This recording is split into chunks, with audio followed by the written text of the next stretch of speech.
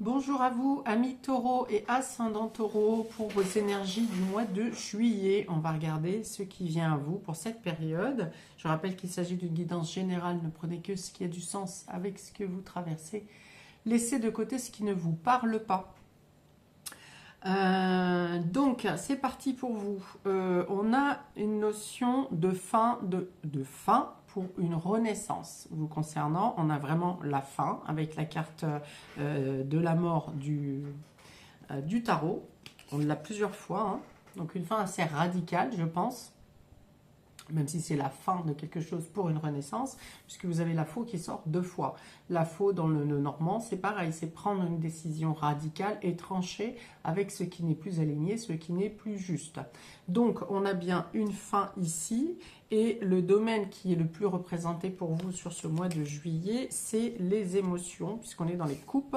On a l'as de coupe, qui parle bien ici d'un nouveau départ relationnel, nouveau projet relationnel, émotionnel, et le 2 de coupe qui parle d'union, de collaboration, de couple.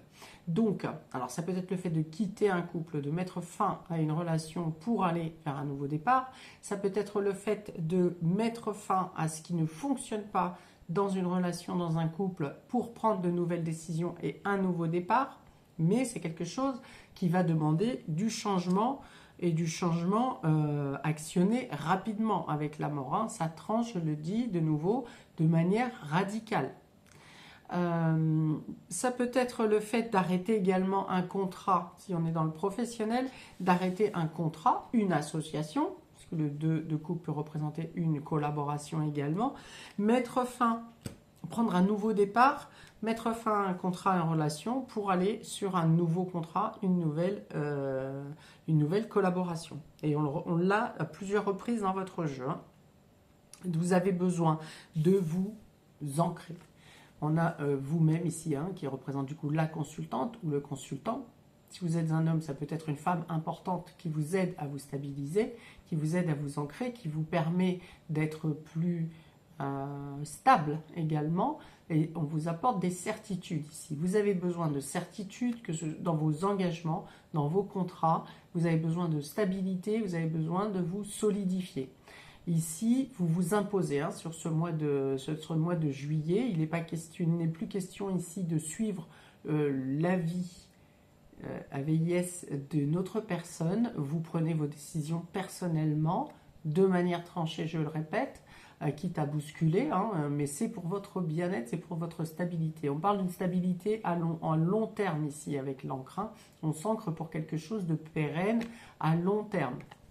Donc le changement radical qui se présente pour vous sur ce mois de juillet, c'est un mois qui est important.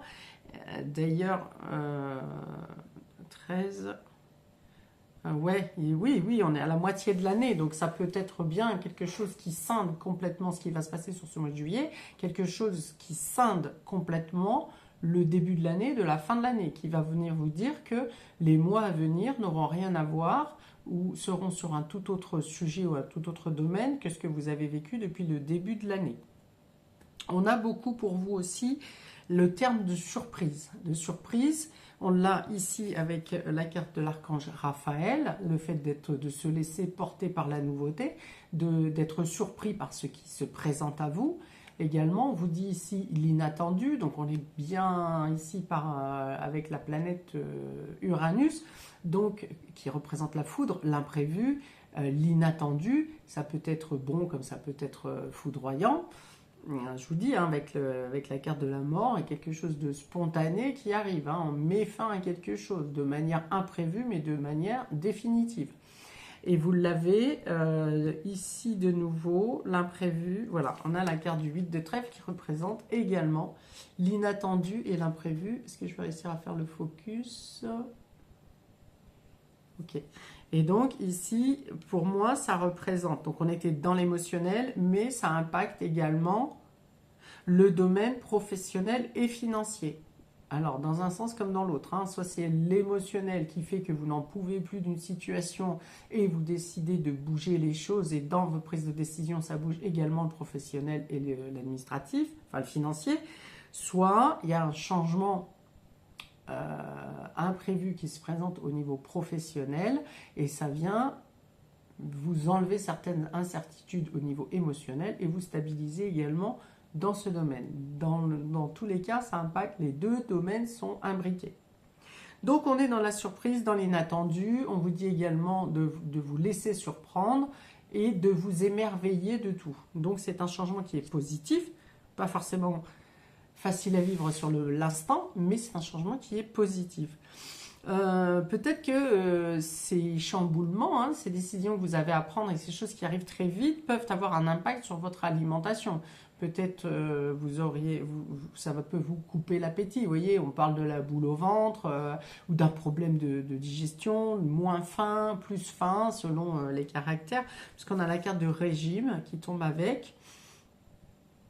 Donc, alors, pour certains, j'ai l'idée quand même ici de devoir se serrer la ceinture ou d'en avoir assez de se serrer la ceinture. C'est possible également. Ou le fait de devoir restreindre un budget. Je ne pense pas qu'il y ait une lacune ou une carence au niveau financier, mais peut-être que par anticipation, par prévention, vous serez plus économe que d'habitude par rapport à ce changement qui se présente et pour lequel vous n'aurez peut-être pas une vision à long terme, à savoir quelles seront vos ressources suite à ce changement ou alors le temps que ça va prendre pour avoir un bénéfice, vous voyez, un réel bénéfice. Bon, voilà, donc je ne pense pas que ça soit bien méchant, cette notion de se serrer la ceinture ou d'avoir un peu l'estomac noué par ce qui vous surprend, justement. On vous dit d'être à l'écoute de votre corps. Hein. Votre corps vous donne des signaux, on vous dit aussi de lui apporter du soin, vous voyez, que ce soit par des massages, que ce soit par oui, des douches chaudes, enfin voilà, des douches énergétiques, des choses comme ça. Hein. Il sera recommandé peut-être quand vous vous sentez mal dans votre corps pour une raison ou pour une autre, un stress ou autre chose, voilà, de procéder, de procéder à des massages ou de faire des massages. Qu'est-ce qu'on nous dit avec cette carte de massage ? Massage bien-être ou thérapeutique, automassage. Donc vous voyez, pour l'automassage, c'est bon aussi. Et si vous avez l'occasion de vous faire masser, eh bien, bien sûr, saisissez cette occasion. Donc ensuite, on parle effectivement de démarches professionnelles et financières.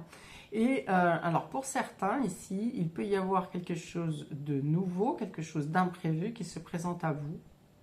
Au niveau démarche, au niveau administratif ou au niveau financier, il y a l'idée d'être accueilli, alors soit dans une entreprise familiale, soit si vous avez des entretiens ou des fournisseurs ou des contacts professionnels qui vous reçoivent comme si vous étiez de la famille. Voilà, c'est-à-dire très accueillant, très bienveillant, très chaleureux envers vous. Donc, peut-être que si vous êtes habitué à avoir un travail un peu, des collègues ou des patrons un peu rustres ou voilà, très, très centrés chiffre d'affaires et pas humain, là pour le coup ça peut vous changer dans ce sens-là sur le mois de juillet. Donc ici on vous dit démarche financière et immobilière. On peut avoir une rente qui arrive aussi par le côté immobilier. Oui. En tout cas, les démarches sont faites pour obtenir une rente au niveau immobilier. Et puis, je vous dis autrement, vous pourriez avoir affaire à, dans le cadre professionnel, une entreprise familiale ou des personnes qui vous accueillent de manière bienveillante au niveau pro.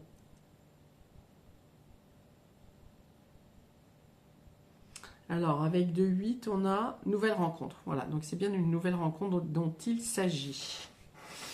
Au niveau relationnel et affectif, on a le lien et la cicatrice. Alors, qu'est-ce que ça vient nous dire ici? On a été beaucoup sur l'émotionnel, hein, ce sont les deux cartes principales au début du jeu pour vous. Donc, il peut y avoir un lien qui soit un peu déstabilisé par rapport à des blessures anciennes, par rapport à un réveil de blessure, voilà, quelque chose qui n'est pas totalement bien guéri en vous, et ça vient un peu être mis sur le tapis en tout cas, hein, pas forcément déstabiliser un lien, mais être mis sur le tapis. Il y a besoin d'en parler, de quelque chose peut-être que vous n'avez pas parlé jusqu'à maintenant.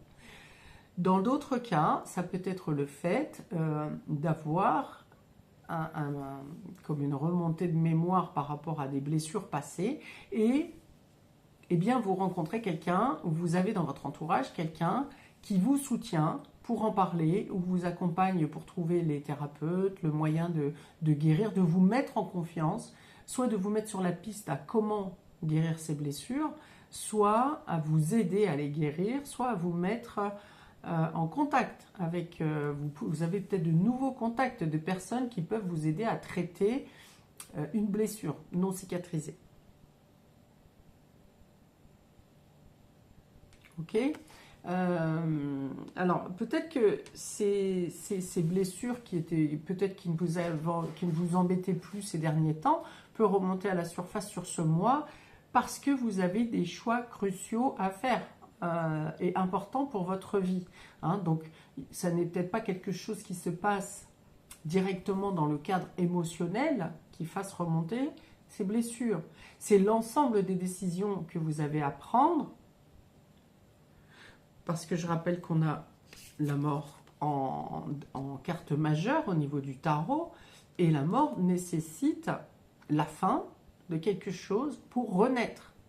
Donc peut-être que ce sont ces choix, une fin même professionnelle qui arrive et qui vient émotionnellement vous impacter et faire remonter des blessures. Ça peut être une blessure, par exemple, de non-reconnaissance. Vous voyez, cette fin, si elle est professionnelle, elle peut être réveillée, ça peut être du fait que vous n'êtes pas reconnu dans votre profession, et elle vient réveiller une blessure de non-reconnaissance, qui sera traitée par un lien au niveau relationnel. Vous voyez ? On vous dit ici, attachement, besoin affectif, connexion. Ah, on peut avoir aussi du coup une rencontre avec quelqu'un avec qui vous discuterez. Alors, pas forcément au niveau sentimental, hein, ça peut être amical, ça peut être dans votre entourage tout simplement. Quelqu'un de nouveau que vous rencontrez avec qui vous avez à partager le même type de blessure. Ça ne veut pas dire que vous les remettez sur le couvert, mais ça veut dire que le fait d'en parler avec quelqu'un, cette nouvelle personne par exemple, ça vous permet de comprendre d'un autre point de vue, de traiter d'un autre point de vue cette blessure. Parce qu'on parle bien, avec la cicatrice, on parle bien d'une blessure qui est liée au passé. Donc ce n'est pas une blessure qui a lieu sur ce mois de juillet. Mais dans ce que vous aurez à traiter sur ce mois, ça va vous permettre de la traiter radicalement et qu'elle ne vienne plus vous tourmenter à l'avenir. Ok, on a le lien de famille également qui revient à 2 reprises avec l'as de coupe ici et l'as de cœur qui représente la même carte. Voilà, donc il y a un lien familial, il y a un lien de se sentir comme à la maison aussi, de vouloir faire des projets au niveau familiaux, de vouloir faire croître quelque chose, faire naître quelque chose ou faire croître quelque chose. Ça, on est sur de la nouveauté au niveau émotionnel. Et dans la mise en place des projets à venir pour vous sur ce mois de juillet, amis taureau et ascendant taureau.